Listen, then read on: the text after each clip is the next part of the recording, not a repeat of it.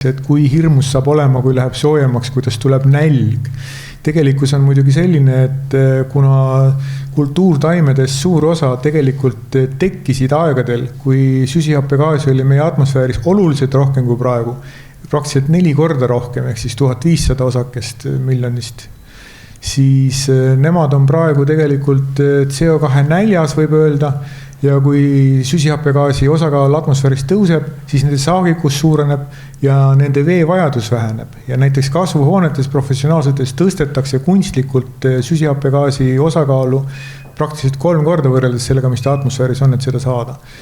Lisaks on ka näiteks seesama kõrbestumine, millega ähvardatakse, et tegelikult on seis hoopis selline, et maakera on rohestunud tänu sellele, et süsihappegaasi on atmosfääris rohkem.